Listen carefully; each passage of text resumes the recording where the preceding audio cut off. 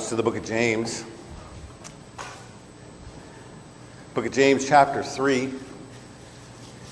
In a few minutes, we're going to be reading just a little bit of that text. Most of us, if we're familiar at all with it, we're familiar with the fact that James here, that wisdom book of the New Testament, is talking about the tongue. And this is one of those topics that we come back to every once in a while because, quite frankly, it's one of those things that each and every one of us need to hear on a regular basis, just to kind of remind us of the importance of certain things as they exist in our world and in our, in our lives. But we mention it now for a very specific purpose. We're in the midst of this series that we're doing on Sunday nights. Now, next week we'll move on to kind of another topic, and we'll deal with, mothers and wives, and then we're going to deal with children, and we're talking about family. And why family should be important, and why family should be one of those things that we foster in our lives. In other words, we should strive to have family. We should strive to be part of a family. And we're not talking just about physical family. We're talking about our spiritual family as well. When we mention the tongue here, we mention James' teaching in James chapter 3 because it is this one thing that perhaps has done more destruction among those who call themselves family in a physical way, and especially those who called themselves family in a spiritual way. This lack of ability to control what it is that we say. Now tonight, we're just going to go through the teaching. Most of us are very familiar with it. I'm going to make a few observations, but I really want to focus on giving what some people would call kind of points of action. In other words, we often talk about the tongue, and we often talk about the danger it can be, and the poison that it can be, and the destruction that it can be. And sometimes we talk about the positive side of it. We talk about ministering with our tongue. We talk about lifting people up. We talk about encouraging them and teaching them and showing them the way, especially when it comes to the gospel way. But nobody really ever comes along and gives us any kind of advice with regard to, okay, how do I do that? If you read James, I'll tell you what, let's just go there and read. Let's read James chapter 3. We're going to begin at verse 3, and we're going to read down through verse 12. James chapter 3, beginning at verse 3, going through verse 12. If we put bits in the mouths of horses so that they obey us, we guide their whole bodies as well. Look at the ships also, though they are so large and are driven by strong winds, they are guided by a very small rudder. Wherever the will of the pilot directs. So also the tongue is a small member, yet it boasts great things. How great a forest is set ablaze by such a small fire. And the tongue is a fire, a world of unrighteousness. The tongue is set among our members, staining the whole body and setting on fire the entire course of life, and set on fire by hell.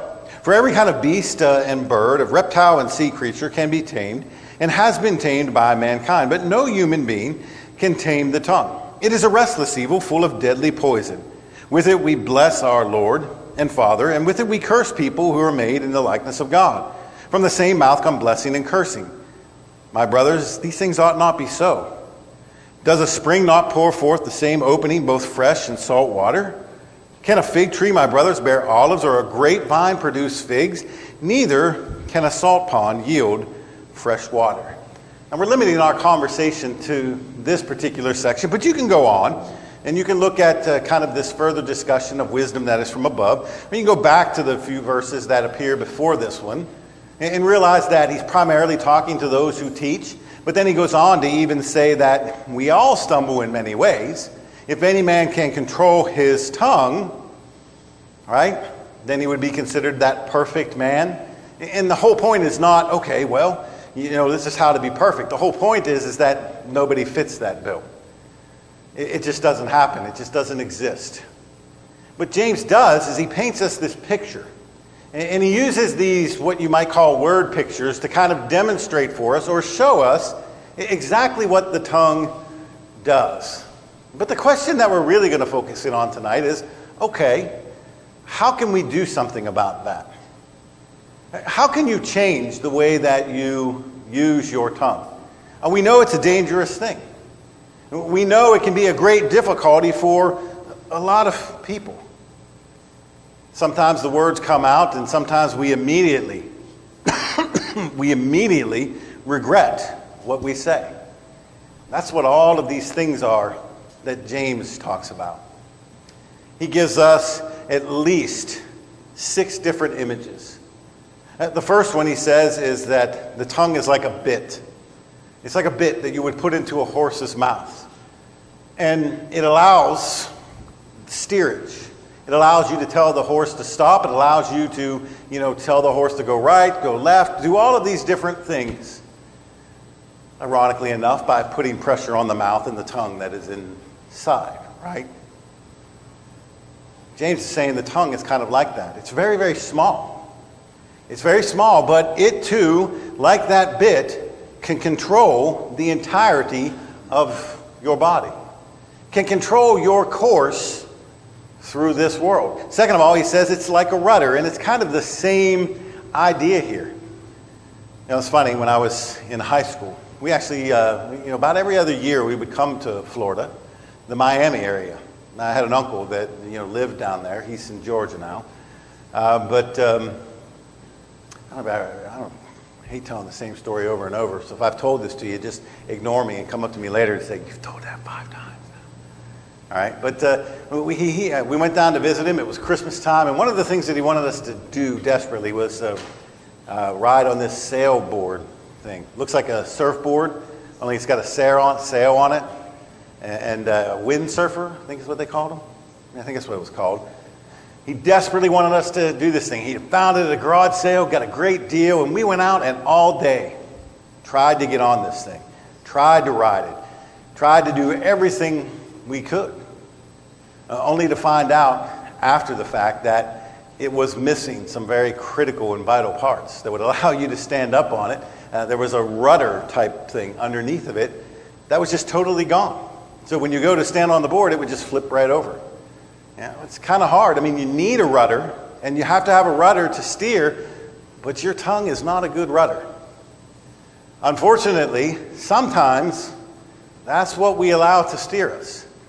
We've got this giant ship, and the rudder compared to the giant ship is really just a small thing, but it's making the ship go in the direction that it wants it to go. The third thing he says is that it's like a fire.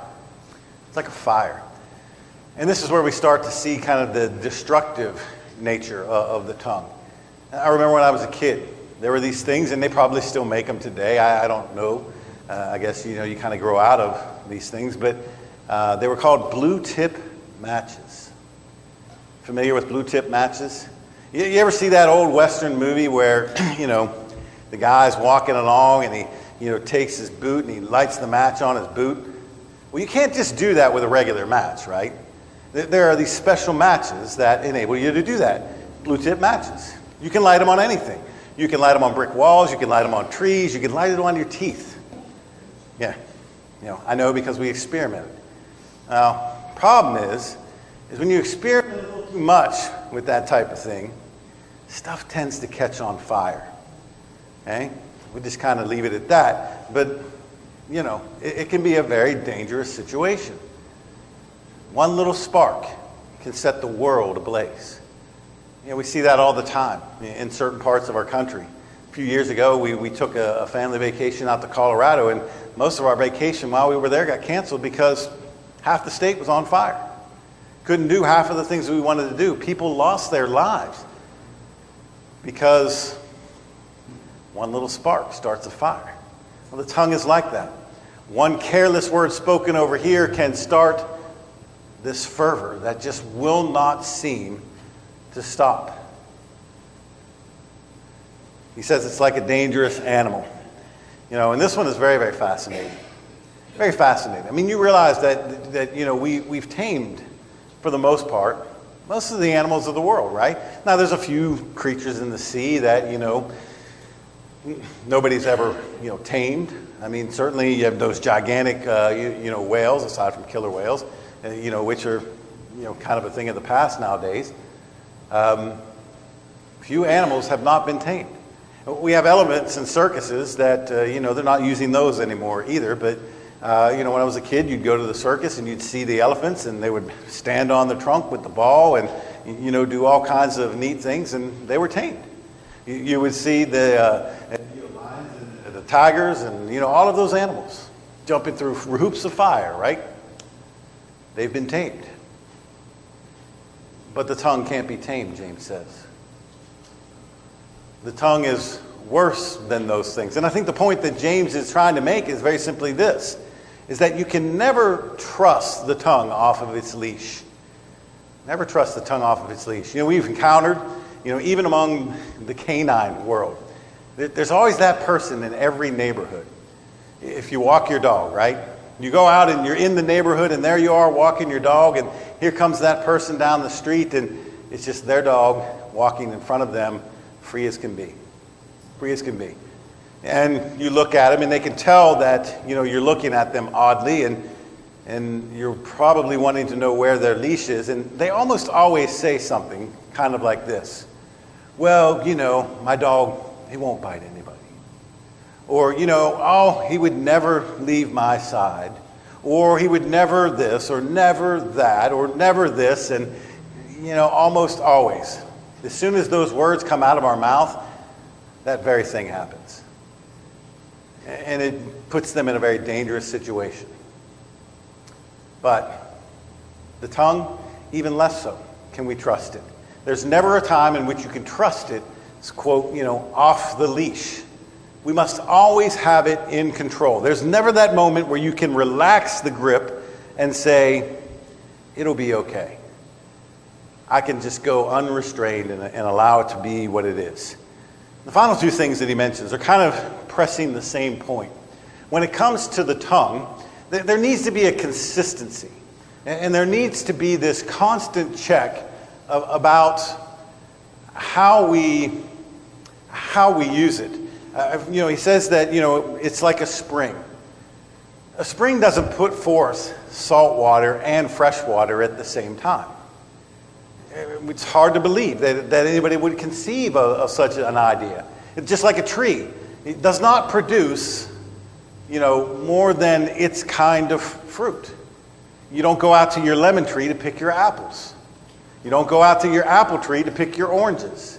We understand that, orange trees produce oranges, apple trees produce apples, and so on and so forth.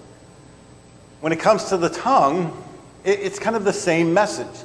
We need to make sure that we're not speaking out of both sides of our mouth. So James is here talking about double talk.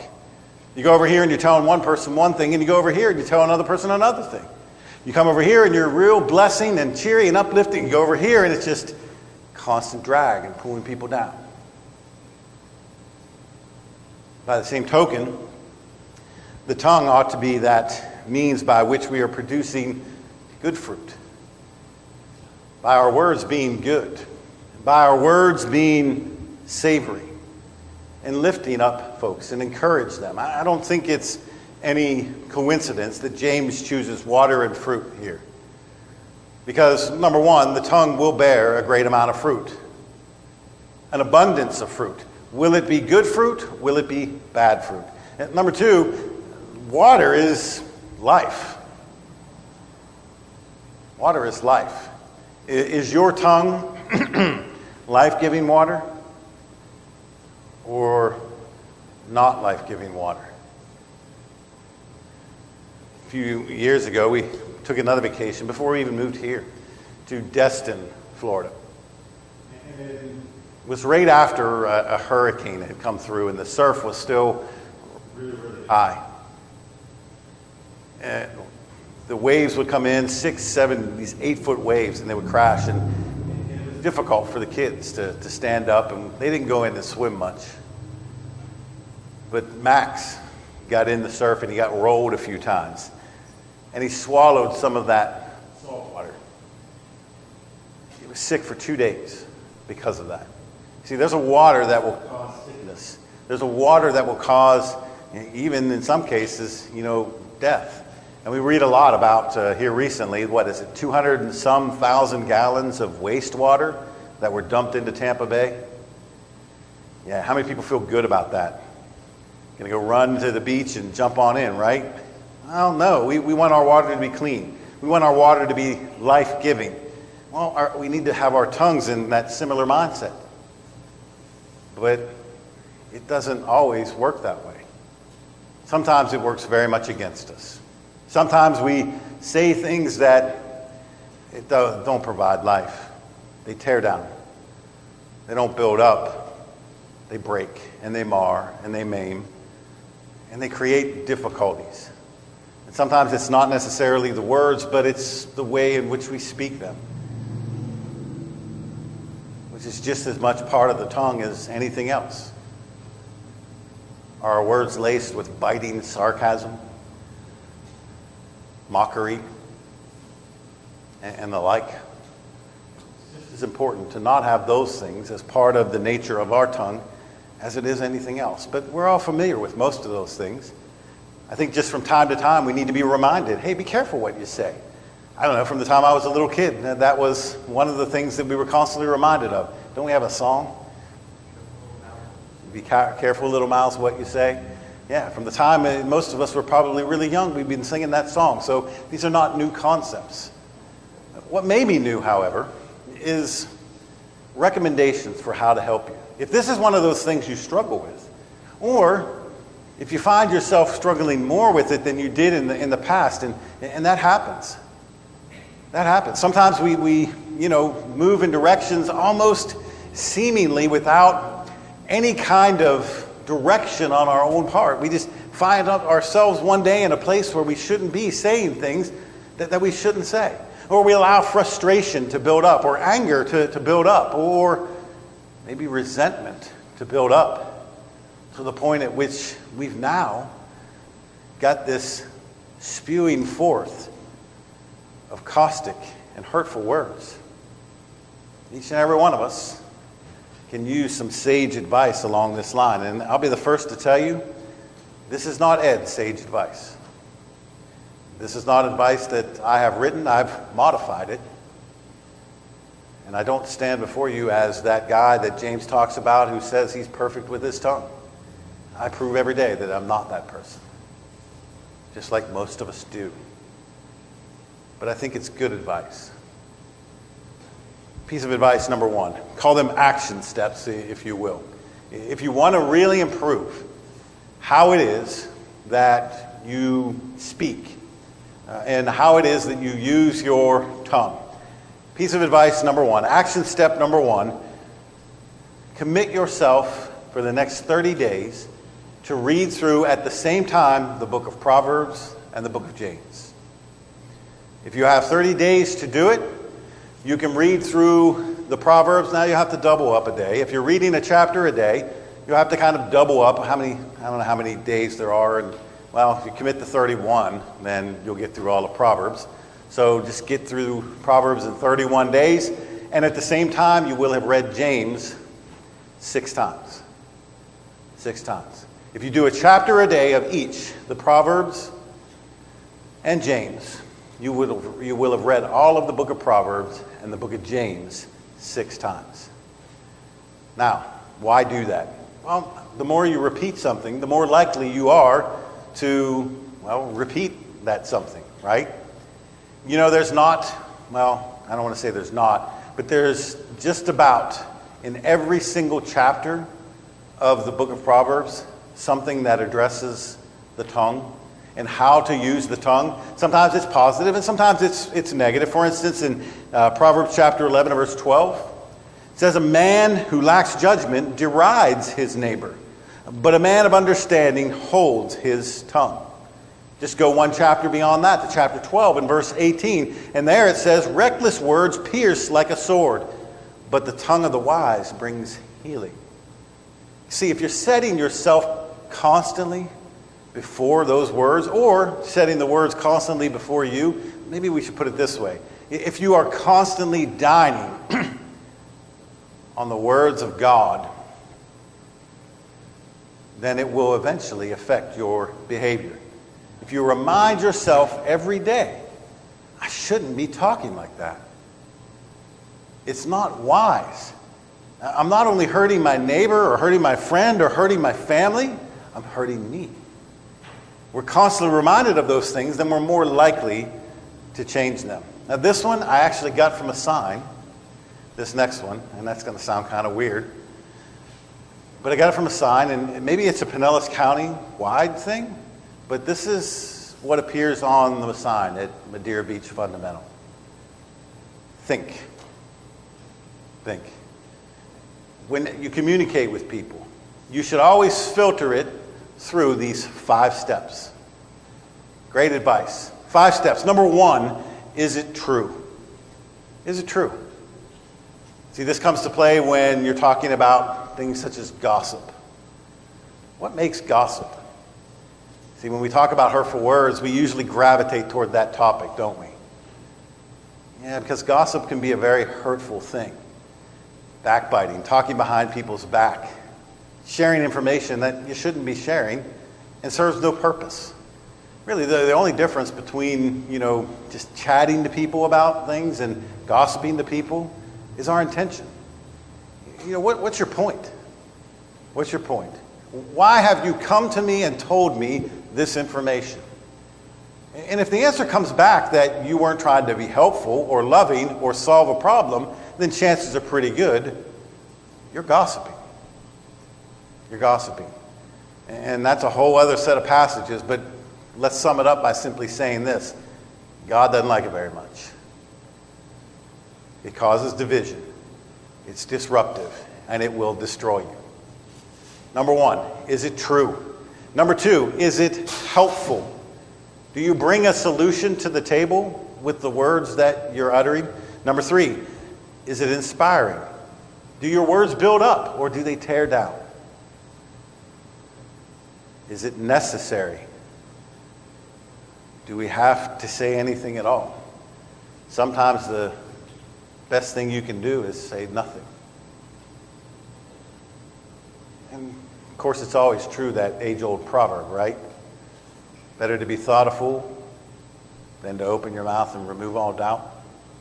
Sometimes it pays you just to say nothing. And then the final one, is it kind? Is it kind? Think. Sound advice, I believe, for the words that we speak. We need to think. Number 3, talk less. Talk less.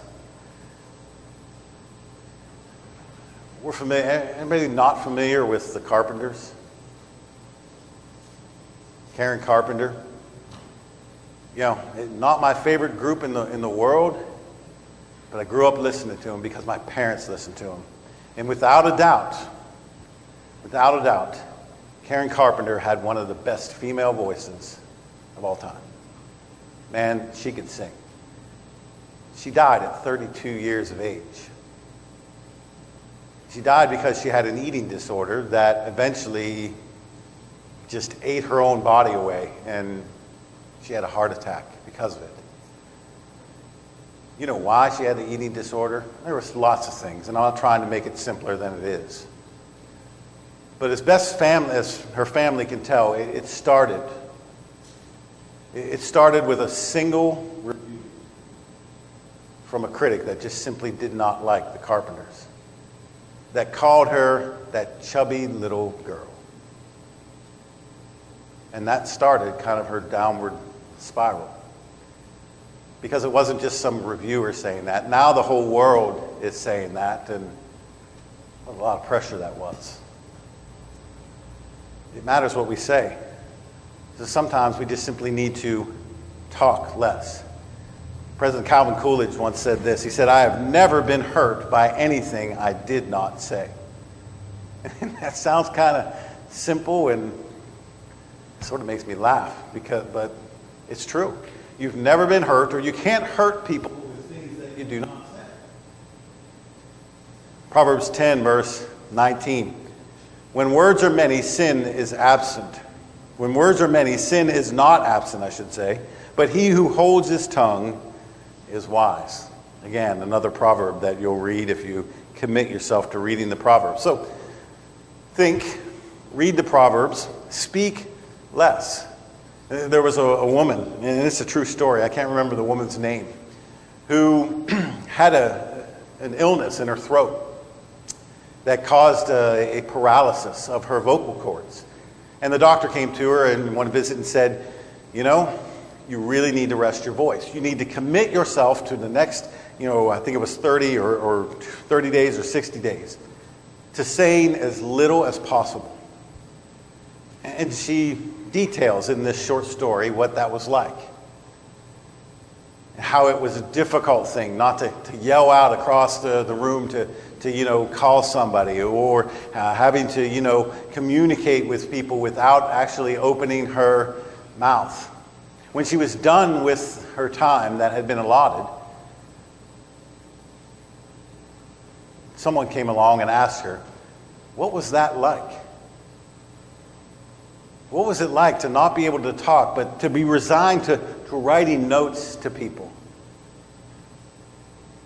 And she recounted, she said, well, let me just read her words. She said, you'd be surprised how many notes I crumpled up and threw into the trash before I gave them to anyone. Seeing my words before me, seeing my words before anybody could hear them, had an effect that I don't think I can ever forget. Speak less, think more. Be quick to hear, right? Isn't that what we're told? Slow to speak, quick to listen. Speak less. Number 4, build others up. The Bible continually reminds us of this, does it not? Continually tells us to encourage one another with our words. Going back to the Proverbs again. See all these wonderful nuggets? I'm just kind of wetting the whistle here, or priming the pump, I should say. Proverbs 12:25. An anxious heart weighs a man down, but a kind word cheers him up. Kind word cheers him up. Speak kind words, and you'll see the effects immediately. Choose kindness. Choose kind words. And go out of your way to create a plan for yourself. And this is the key part. Create a plan for yourself every day for specific people at specific times to say specific things that you know will encourage them. I mean, you're going to plan what you eat tomorrow, right? Well, hopefully at some point you're going to think about it. You may plan your workout. You may plan to be at work. You may plan your social activities. Why not plan your encouraging word activities? I'm sure it takes less than one line in your schedule book or your agenda or whatever you keep. Just spend a little time planning it.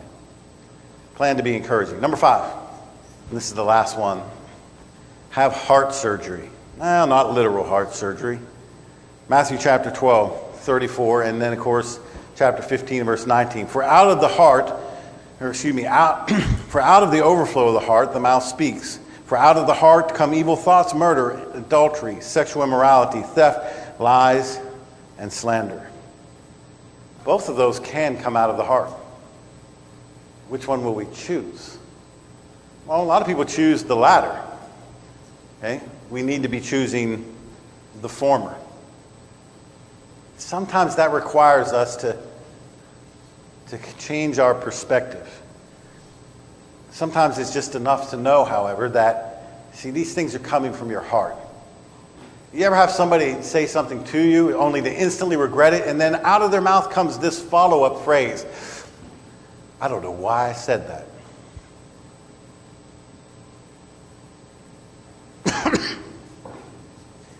Well, we know why people say those things.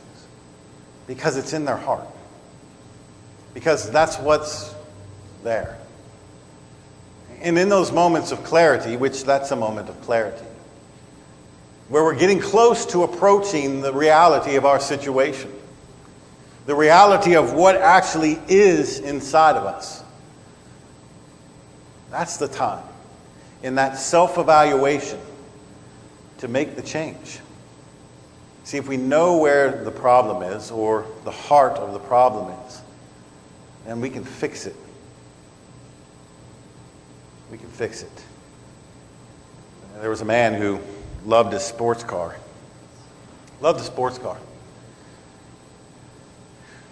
Spent more time with it than perhaps he did with his wife. Spent more time with it than he did his friends. late nights in the garage, fixing it up, ordering new parts and putting them on and making it back to what it was during the prime of its days and his days. One day he let his wife drive the car, and she came home and handed him the keys and reported that the car's not running right. It's got water in the carburetor. And of course, as soon as the word carburetor came out of her mouth, he looked at her and said, "You don't know a carburetor from a tailpipe, from a windshield, from a rearview mirror. How could you possibly know that?" And the wife simply said, "Well, because the car's in our neighbor's pool."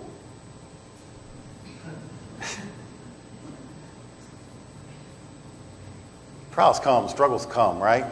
Things that we love and things that we are holding up, we always come to that moment, I believe, where God tries to tell us something about our situation, where he tries to show us what is actually in our hearts and expose it for us in that moment. When that time comes, when you find yourself uttering that phrase, "I don't know why I said,"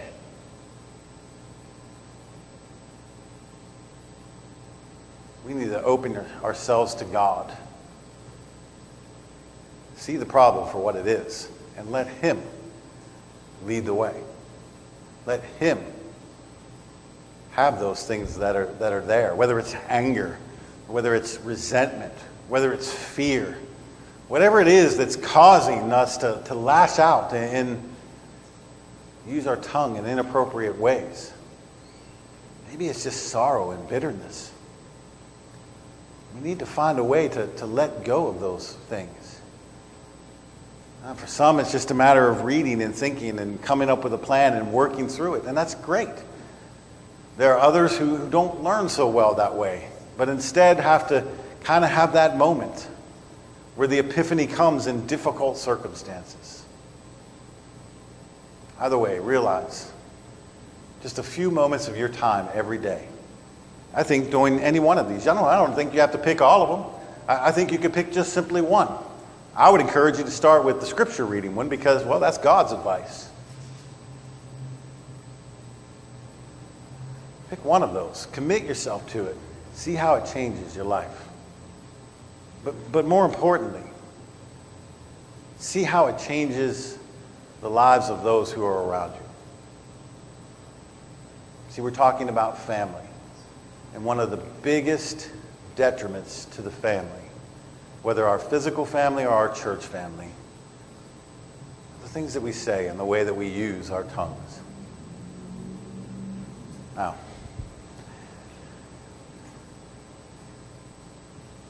we always extend an opportunity for anyone who's here to take this opportunity to put on Christ, to become a child of God, to enter into that family that we're talking about, that we've been talking about, and to be a part. If you're here tonight and you've heard this word and you believe and you're ready to repent of your sins and confess the name of Christ and enter into the waters of baptism, don't delay. Let it be known. Get it accomplished tonight. Don't walk away having not accomplished it. If you're here tonight and you have some struggle, whether it's with the tongue or whether it's something else that you need to shed, you need to get rid of. You see, that's what family's here to help you with. That's what they're here for. Put it before them. You have the opportunity to respond to the invitation as together we stand and sing.